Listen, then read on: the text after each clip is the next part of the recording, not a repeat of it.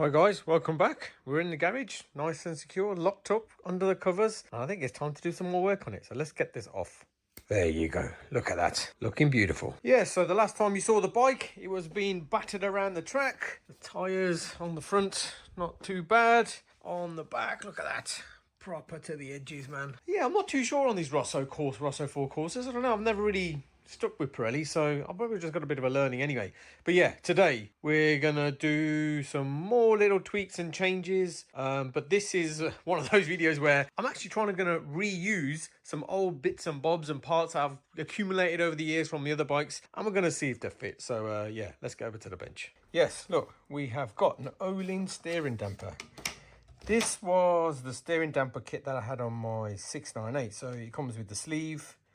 And obviously you've got the steering damper as well. It's got some old bolts. So I'm hoping that this, with the sleeve, can go on the bike. You've obviously got this bracket that slides over this. And it looks like this could work there. So almost like this way maybe. So like fit that like that. Get the other steering damper, and then obviously the other end is over there. So let's see if we can get this one off first, and then we can play around with this. This one's pretty easy, comes off the bike.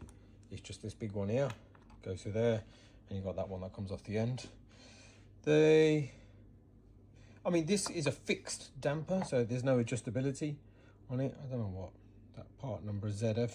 And obviously the Öhlins ones has lots of adjustability on it, so it's sitting there. I might as well see if I can work out, see if that with the sleeve can fit on the bike. So let's go and see. Right, so obviously it goes in there fine, no problem. Okay, fits in that one, but this sleeve, I mean, on that side's fine because you can move this in and out, so that's fine. This slides along. Obviously this is fixed, and I think what's happening is it's catching on this top bit up here, on this piece of plastic, whatever this thing is. I don't know whether I can be able to take this out and just trim a bit of that piece off. Okay, so the good news is that there is 1, 2, 3 bolts that you can take out, and then obviously this is all loose. Look, there's a zip tie there, so I can cut that off and hopefully take this off, and then I might be able to trim the piece off the end.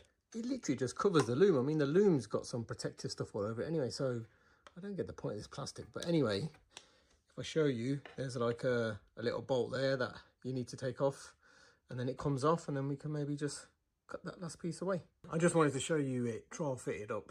You can see it there. So I think I need to find a better spacing mechanism that I've got. And obviously it connects at the far end fine. It clears the wire. So look, that's the wire out of the way. I don't see why I need that cover anyway. A few moments later. Second thoughts, why don't I just flip that upside down? Which is what I've sort of done here. I've got it fixed at the other end.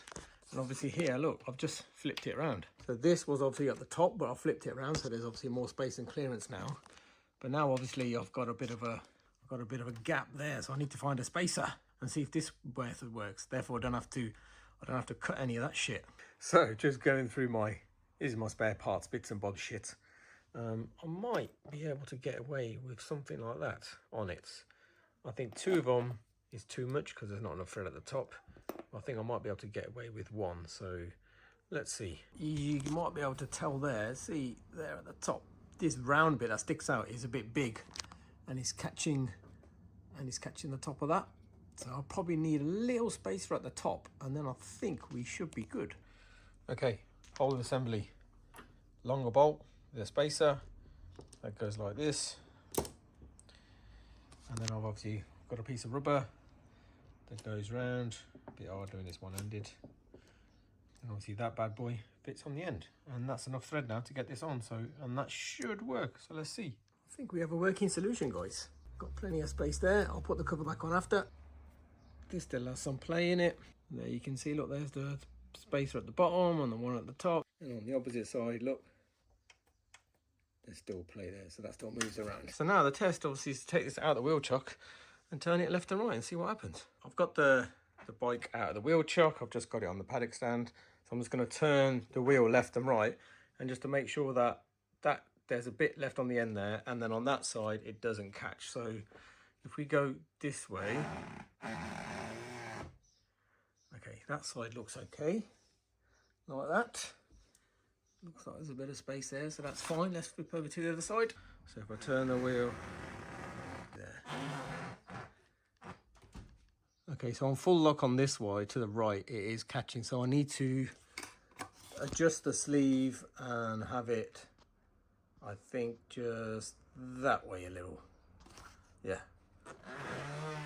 Let's try that. Okay, so what I've done is I've loosed those two on the other side. So you see, look, I can push it left and right now. So all I need to do is find this place where there's a bit left on this side on full lock and there's a bit left on that side. So right, I think I found the sweet spot. So let's go this way. There you go. See, there's a tiny little bit of space, bit of gap. Look at that. Ooh, naughty. And look, it's catching on the bump stop. Let's do the other side. See if we can see that.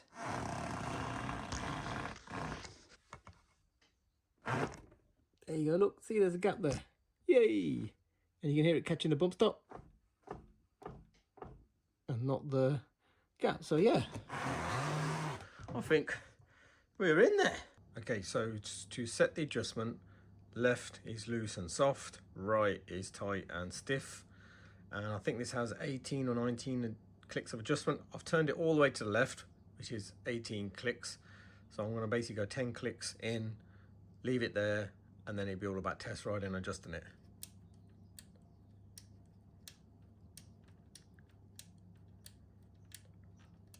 Right, let's leave it there for the time being and tidy it or get it all sorted out. Right then, boys and girls, there we have it, all done. Öhlins steering damper in. So we'll go out for a ride. We'll test it out, see what it's like, see how it's feeling.